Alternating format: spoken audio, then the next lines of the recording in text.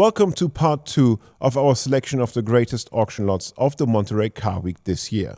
In this episode, we focus on the RM Sothebys auction.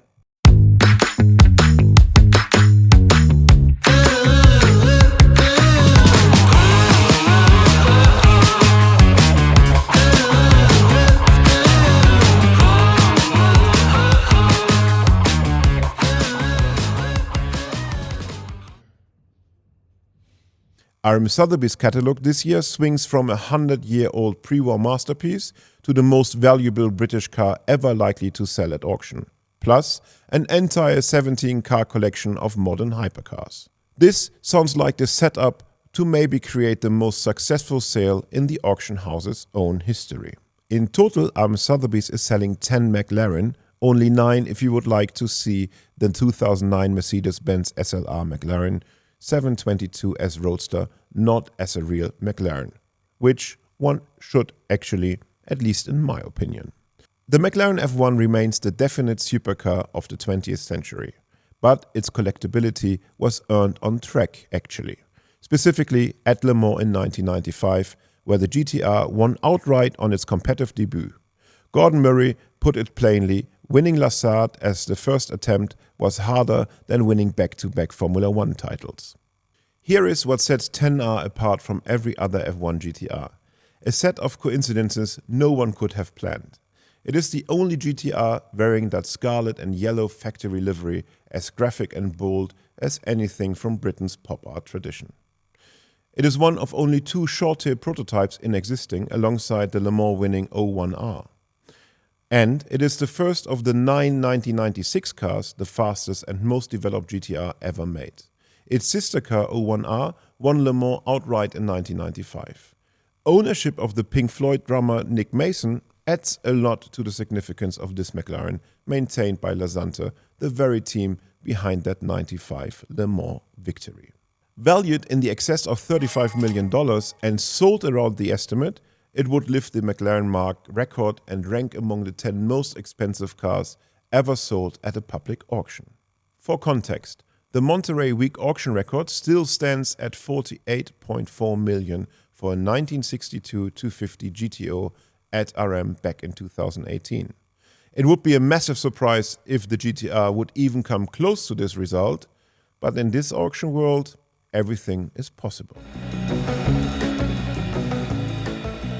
Since 1998, Classic Driver is also the place where auction houses advertising their latest lots for their upcoming auctions. So, if you are looking for something classic like this wonderful Ferrari 250 GT Europa, or something more sporty and modern like this 599 SR Aperta, you should definitely check the Classic Driver market. Check the latest auction lots and you will for sure find something that you will like and you can go bidding for. Between 1960 and 1965, Ferrari won Le Mans 6 times in a row. Ford ended that run in 1966, but Maranello answered in early 1967 with a podium lockout at the Daytona 24 Hours. The factory 330 P34 and the P4 leading the NAD 412P across the line side by side. It was a pointed reply to Ford's photo finish at La Sarthe 8 months earlier. That moment is what the Daytona SP3 is named for. The SP3 for sale in Monterey is the Giallo Triplo Strato over Nero stripes, with just 227 miles on the meter. Configured through Ferrari's Atelier program and completed in July 2023, optioned with a suspension lifter, matte black wheels, airbrushed Scuderia shields and carbon fiber hardtop, lower bodywork and mirrors. Cool 1960s prototype styling and naturally aspirated V12 free of hybrid assistance, the Daytona SP3 is arguably the coolest car wearing the prancing horse in recent years. An exercise in retrofuturism that would crown almost any serious collection. Here's the useful nuance. Last year, RM sold the one-off final build tailor-made SP3 for staggering $26 million, but that was a unique charity car and it shouldn't be read as the market rate. So let's see what the SP3 will bring. Then the Big Five. RM is offering a complete set of Ferrari's 5 flagship supercars. the 288 GTO, the F40, the F50, the Enzo, and the LaFerrari.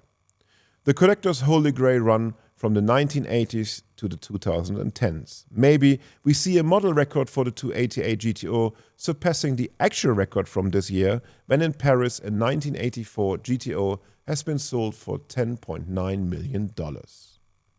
This Halo Ferrari selection directly echoes January's Bachmann collection at Kissimmee, where every one of these models set or reset records. We are getting popcorn and watching if we see a January momentum or a déjà vu in August. And finally, the counterweight to all the modern metal is the 1938 Talbot Lago T150C SS teardrop coupe designed by Figoni e Falaschi. When Anthony Lago took control of Talbot in 1933 and bought the name outright in 1936, he set out to rebuild the company throughout racing. His engineer Walter Beccia enlarged the six-cylinder engine to 4 liters, gave it hemispherical combustion chambers, and a long stroke that produced generous low-end torque, an engine made to win competitions. This is the absolute example of French coach building. Flowing bodywork, Art Deco lines, a rolling piece of sculpture. The specialists and researchers at RM Sotheby's believe that 330 to be the penultimate New York car and the only teardrop built expressly for racing. Commissioned by Philippe Rongier de Massa, it was 2 inches lower and 4 inches longer than its siblings to cut frontal area and drag. It carried extra driving lights and opening rear window, a heart-shaped sunroof for ventilation, a proto-bucket driver's seat facing a 250 km/h speedometer, a reinforced engine bay, and a long-range tank with an external filler. All was set for entering the car at the 24 Hours of Le Mans in 1939.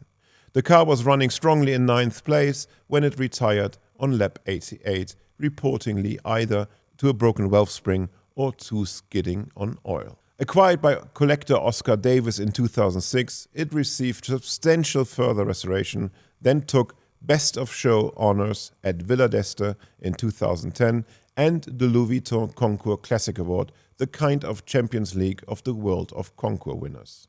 This was in 2011. The present custodian acquired it from the Davis collection in 2022. Competition specification, genuine Le Mans history, and a wealth of bespoke detail. This is a car described as iconic, legendary, a masterpiece cliches, all of them that happen to be entirely true. And lastly, the estimate between $7 and $8 million proves that money can buy beauty also on 4 wheels. This sale could be described as the widest range of the Monterey week. A Le Mans-bred McLaren that could rewrite the British car record, a full set of Ferrari greatest hits, and a Figoni e Falaschi masterpiece. Nearly 80 years of the very best under one roof. Amazing. This was part 2 out of 3. Follow us so you don't miss the next episode featuring Broad Arrow, and click in the link below to watch the previous episode where we choose the coolest lots of Gooding Christie's of the 2026 Monterey Car Week.